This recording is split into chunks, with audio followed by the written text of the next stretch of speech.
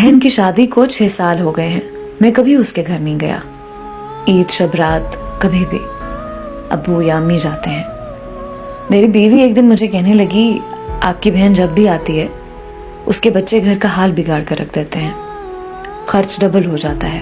और तुम्हारी माँ हमसे छुप छुपा कर कभी उसको साबुन की पेटी देती है, कभी कपड़े, कभी सर्फ के डब्बे, और कभी कभी तो चावल का थैला भर देती है। अपनी माँ को बोलो ये हमारा घर है, कोई खैरात सेंटर नहीं। मुझे बहुत गुस्सा आया। मैं मुश्किल से खर्च पूरा कर रहा हूँ और माँ सब कुछ बहन को दे देती है। बहन एक दिन घर आई हुई थी, उसके बेटे ने टीवी का रिमोट तोड़ दिया।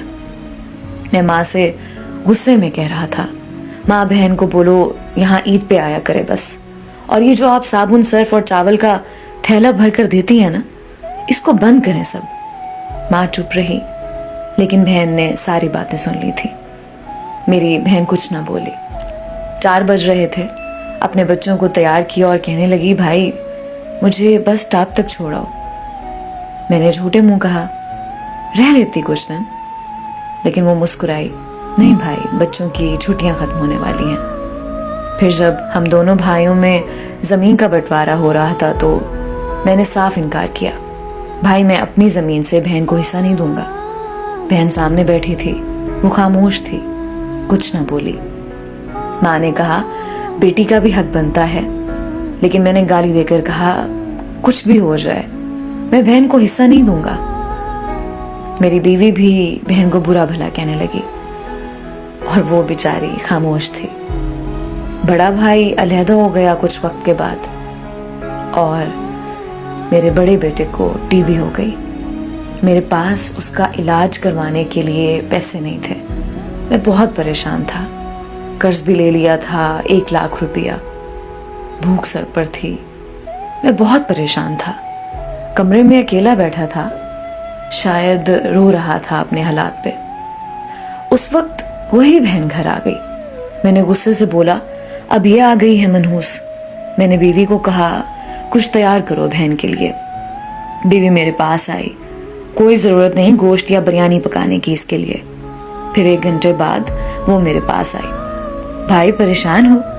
बहन ने मेरे सर पे हाथ फेरा, बड़ी बहन हो तुम्हारी, गोद में खेलते रहे हो, अब देखो मुझसे भी बड़े लगते हो। फिर मेरे करीब हुई, अपने पर्स से सोने के कंगन निकाले, मेरे हाथ में रखे, आहिस्ता से बोली, पागल तू ऐਵੇਂ ही परेशान होता है। बच्चे स्कूल थे, मैंने सोचा दौड़ते दौड़ते भाई से मिलाऊं, ये कंगन बेचकर अपना खर्च कर, बेटे का इलाज करवा, शक्ल तो देख, जरा क्या हालत बना रखी है तूने अपनी। मैं खामोश था, बहन की तरफ देखे जा रहा था। वो आहिस्ता से बोली, किसी को ना बताना कंगन के बारे में, तुमको मेरी कसम है। मेरे माथे पे बूसा किया और 1000 रुपया मुझे दे दिया, जो 150 के नोट थे। शायद वो उसकी जमा पूंजी थी। मेरी जेब में डालकर बोली, बच्चों को गोश्त ला देना, परेशान ना हुआ कर। जल्दी से अपना हाथ मेरे सर पे रखा और कहा कि देख कैसे तेरे बाल सफेद हो गए। वो जल्दी से जाने लगी। उसके पैरों की तरफ मैंने देखा तो टूटी हुई जूती पहनी थी, पुराना सा दुपट्टा ओढ़ा हुआ था और जब भी आती थी वही दुपट्टा ओढ़ कर आती। बहन की इस मोहब्बत में मर गया था मैं। हम भाई कितने मतलब परस्त होते हैं, बहनों को पल भर में बेगाना कर देते हैं और बहनें भाइयों का जरा सा दुख बर्दाश्त नहीं कर सकती।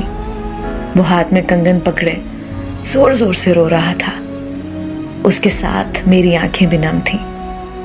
अपने घर में खुदा जाने कितने दुख सह रही होती हैं। कुछ लम्हे बहनों के पास बैठकर हाल चाल पूछ लिया करें, शायद उनके चेहरे पे कुछ लम्हों के लिए एक सुकून सा आ जाए। बहनें माँ का रूप होती हैं,